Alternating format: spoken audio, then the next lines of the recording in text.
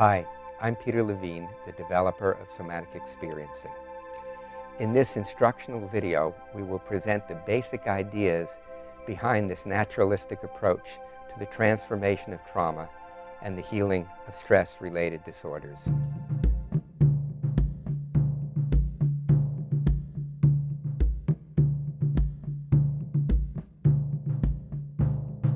I'm Steve Hoskinson, and I train people, professionals all over the world, in somatic experiencing. You may not know this, but somatic experiencing is taught on every continent of the globe. It's taught to professionals from neuroscientists to psychologists to body workers, and every one of them is interested in the better working with trauma. Now, we understand trauma not only from the perspective of some kind of event, but we look at trauma from the nervous system perspective. And what we need to do in order to work with trauma, and what you can learn to do to work with trauma, is to see how this happens in the nervous system. See, the state of the art in terms of trauma treatment right now is exposure therapy. Those exposure therapies are largely based on content-driven exposure. We don't look at content per se, we look at the actual arousal cycles in the nervous system and train people to see the subtle signs of those activations and be able to work effectively with them. When out of the blue we perceive threat, our bodies definitively react to protect ourselves. We do this with stiffening, with retracting. We do it with fight or flight. We do it with freezing or collapse. These emergency reactions are meant to be temporary. However, what happens in trauma is that our bodies and brains become stuck. Our necks and shoulders stiffen. Our guts go into knots. Our breathing quickens and goes in the upper part of our chest. Our heart beats wildly. Or, alternatively, we collapse into helplessness. These are all things that our body does immediately and instinctively to protect ourselves. To protect ourselves from the initial and the actual threat. However, when this reaction becomes chronic, we develop the debilitating symptoms of trauma. From this point on, our bodies continue to signal to our brains that we're in danger. And hence, we perceive threat where it doesn't exist. Until we're able to change the internal sense of our bodies, we will remain traumatized because our bodies will be continuing to send that message up to the brain. In somatic experiencing, i.e. the experience of the body, individuals are guided to change their bodily experience and in doing so, move out of trauma. They learn that they can shift from fixity and helplessness to flow, vitality, and wholeness. What you see illustrated in this diagram is the evolution of our nervous system's response to threat. The oldest survival system is the primitive, non-myelinated or dorsovagal system. 400 million years ago, it made its first appearance in the jawless fish, creatures that live on the bottom of the ancient ocean. The survival function of this system is the shutdown response to conserve energy. If we experience mortal threat, what we do is we lay low, we don't move. Our whole breathing, our respiration, our heart rate is decreased to just barely enough to survive. Next in the evolutionary timeline, to the reptilian period, the system that mobilizes vast amount of energy that are needed for terrestrial life, basically the fight or flight response. Finally, in the higher mammalian and primate species, a breathtaking refinement took place. The new addition for these higher mammals and primates is what Dr. Steve Porges called the social engagement system. The function of this advanced system is to seek safety in group affiliation. Often this is with face-to-face emotional contact. This is a further illustration of what Stephen Porges calls the polyvagal theory of emotion. The social engagement system involves the most recent parts of our brain in the prefrontal areas of the neocortex. As you can see from this chart, this system allows us to be in relationship, not just with members of the opposite sex, as in the illustration, but with each other. This system communicates with facial expression and with vocalizations that we make. So, for example, the soothing voice of a mother calms her upset baby. if the mother is unable to calm the baby, then the baby will go into a state of distress, the sympathetic fight or flight response. The fight or flight response involves a mobilization of our limbs, of our legs and our arms. And again, this is to escape or to fight. Then if this doesn't resolve the threat, or if the threat is perceived to be mortal, then the most primitive system, the system involved with immobilization, takes over. And as you see in the bottom part of the figure, this system shuts down our lungs, our hearts, puts our guts into overdrive. It overactivates our intestines and therefore creates symptoms of gastrointestinal distress. These are profound nervous system states, the states I've just described. We can't talk the person out of fight or flight or shut down.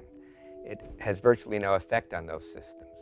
We are able to get some soothing with our voice and with our facial expression, but once that has been hijacked by the sympathetic or the shutdown state, we lose what makes us the most human. It's through body sensation that we're able to actually move out of shutdown, move into arousal, fight or flight type states, and then return to social engagement.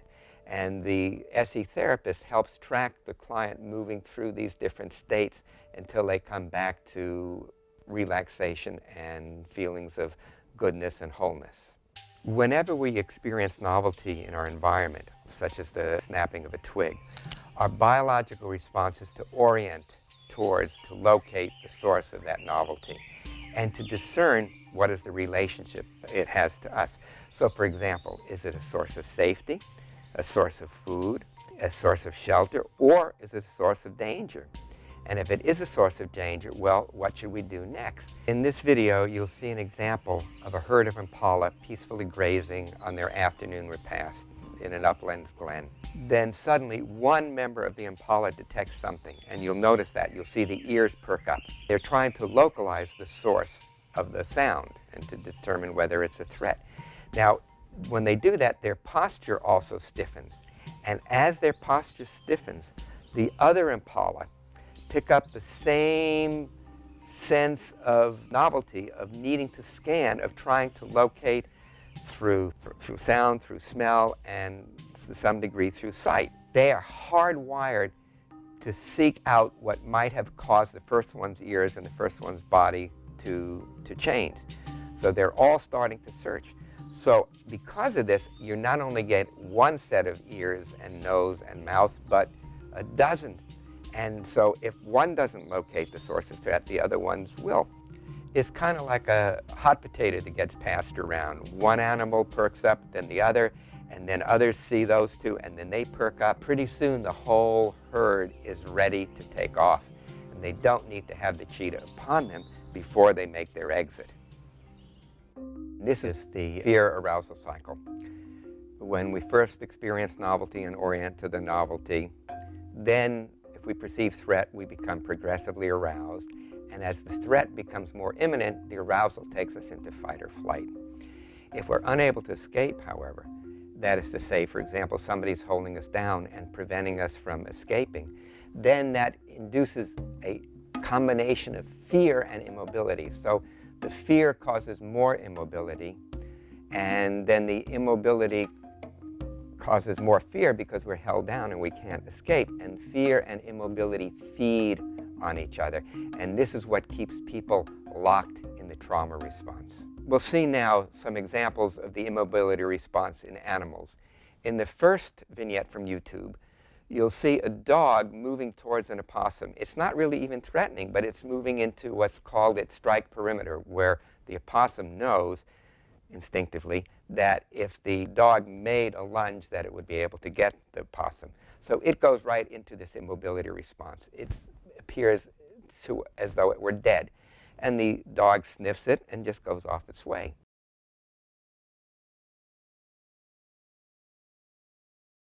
Now, in the wild, say a coyote came to the opossum went into the immobility response. The coyote needs resistance to stimulate aggression and needs aggression to stimulate eating. If the inert a possum offers none of this. It goes off on its way searching for livelier prey. As I said before, immobility and freezing are time sensitive. So the animal goes into the immobility response, as exhibited by Brer Rabbit here.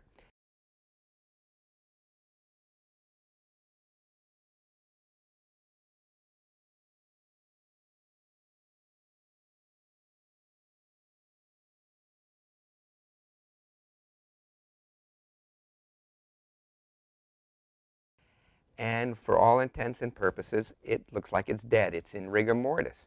But then after a period of time, it just flips over and off it goes.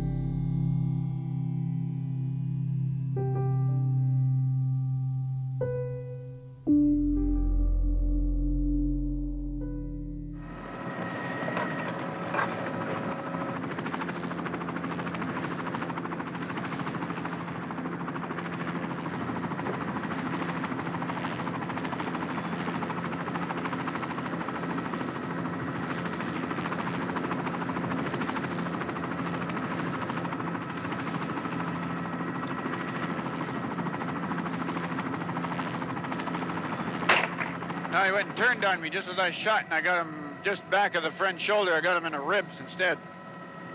But a big male like that should be okay. It's a good thermoregulating area. Hi!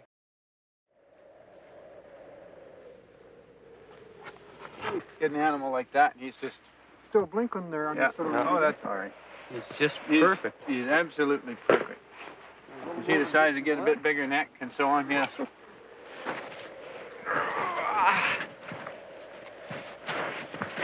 Holy snapper. He's about as big framed as you'll probably get.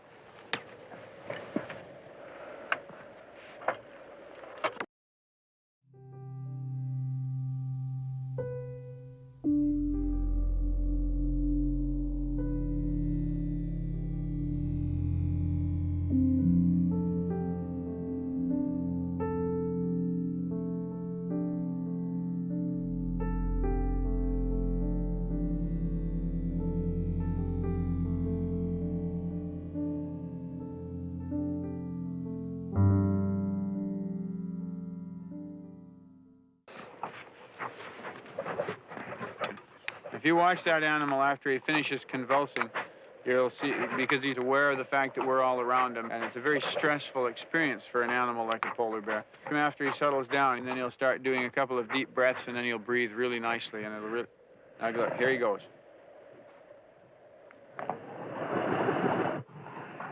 See how he's breathing there now? You can see, so that even though it looks a little unpleasant to look at him convulsing like that, in fact, it lets off all that stress, and he then is able to relax and sleep the thing off.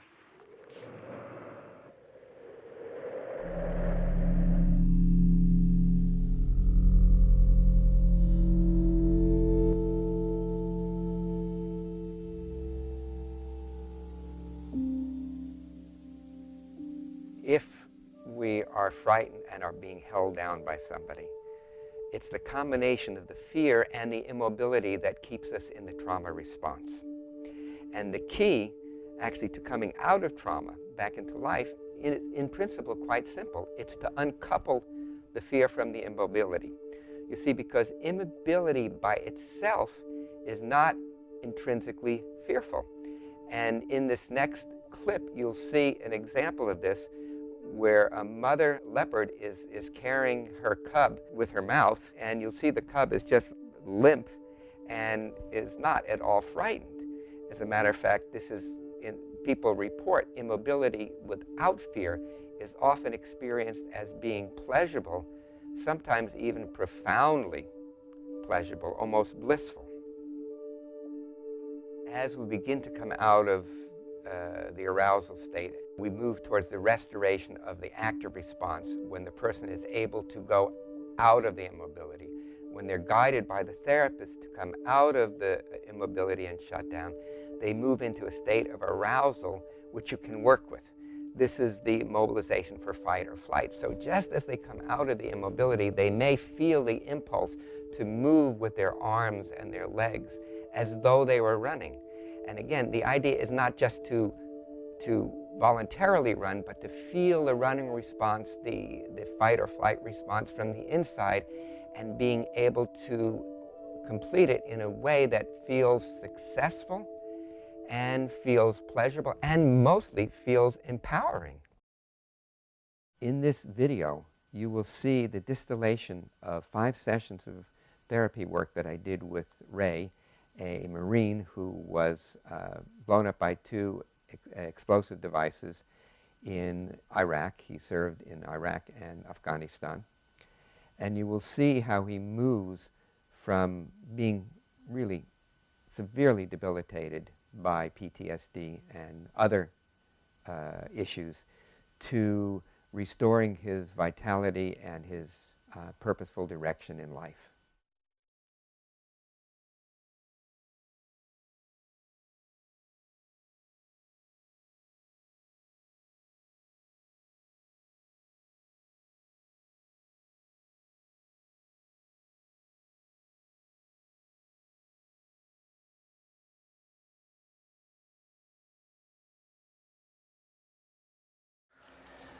So, why don't you tell me, in your words, what kind of help you think you need, what you've been struggling with?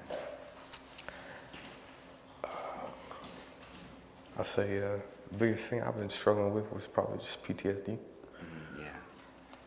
Dealing with this really large crowd. This happened on June 18th of this year. And in the beginning, I had to kind of teach myself how to walk, talk, and think again. I guess every day it's been getting a little better, kind of. Now mostly I'm dealing with sensitivity to bright lights. Yes. Yeah. Lack of concentration. Headaches. Yeah. Now, you just said that you learned to walk, talk, and think again. How'd you do that?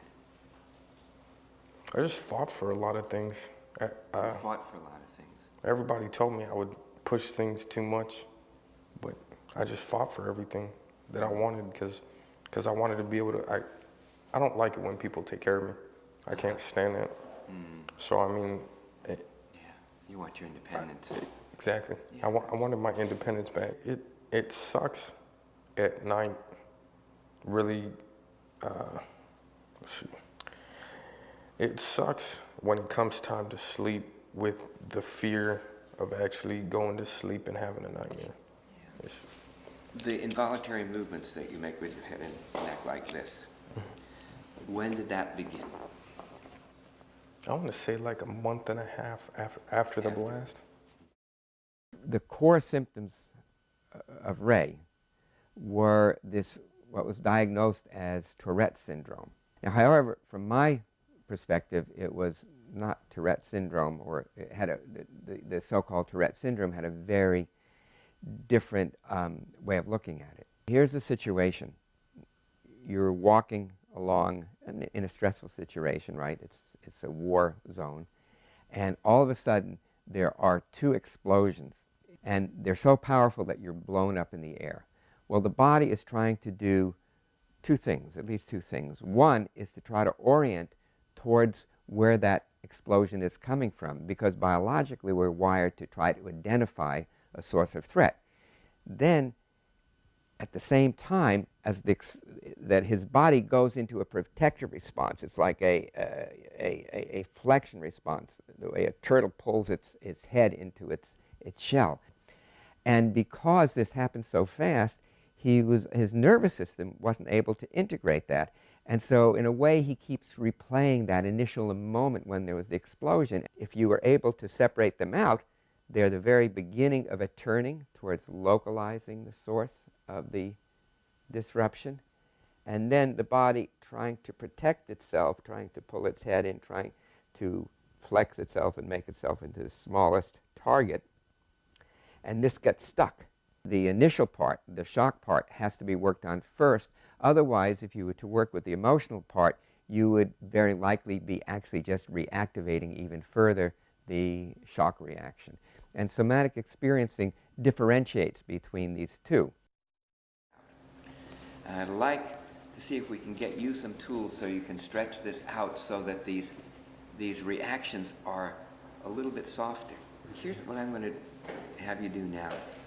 I want to have you very slowly, very gently, opening and closing your mouth, just the smallest amount, and then come back a little bit, and then just go to where you feel a little resistance,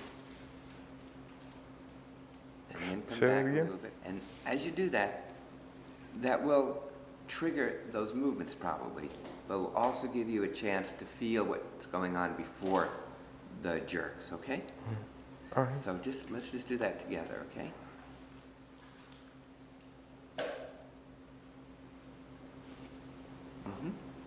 Did you feel what happened that time?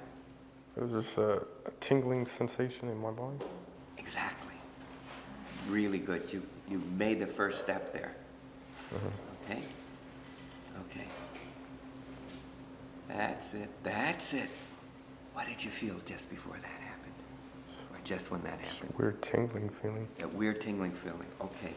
And where do you feel the tingling? I don't know, just kind of starts like in my entire body. Okay. Okay. Keep on. It's okay.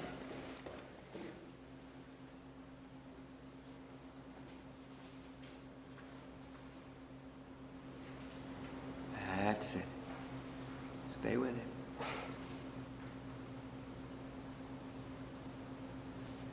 That's it, that's it, that's it. That's it. Wonderful. You got in under the radar that time. Did you feel that? It was a little less relaxed, or harsh. Harsh. Exactly, exactly. Noticing your fingers are a little bit warmer. Mm-hmm.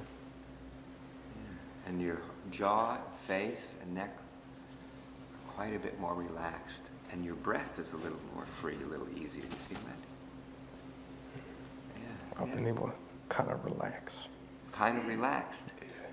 Yeah. Not so nervous about the crowd. Well, but I think it's even more fundamental than that. I think you're just more relaxed. You know, sometimes on a foggy night, when the boats are coming in, the Coast Guard boats and the other boats, the foghorn sounds, and it makes a sound like something like this.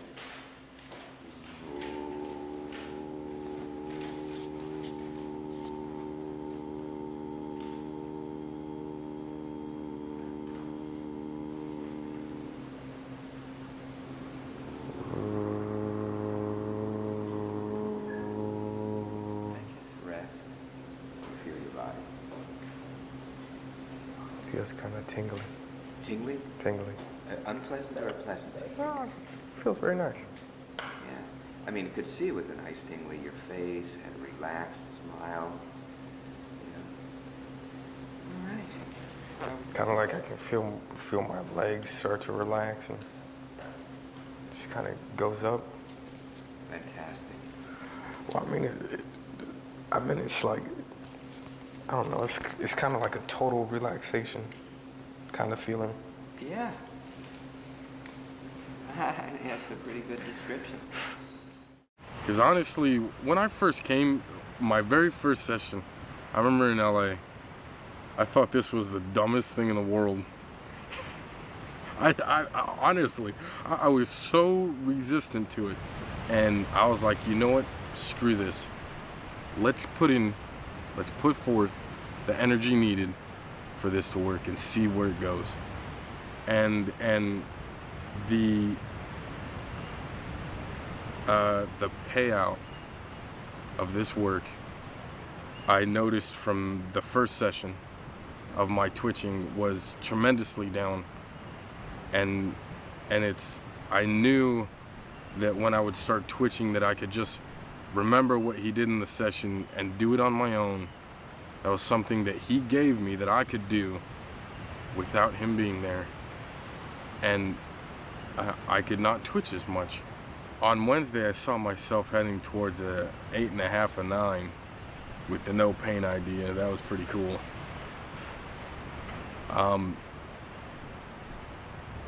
But honestly, that really hasn't changed. I could see the 8.5, 9.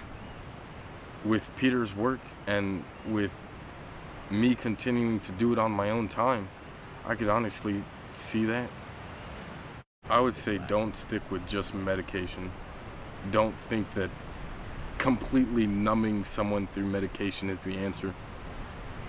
Look into other means of healing, because it's out there.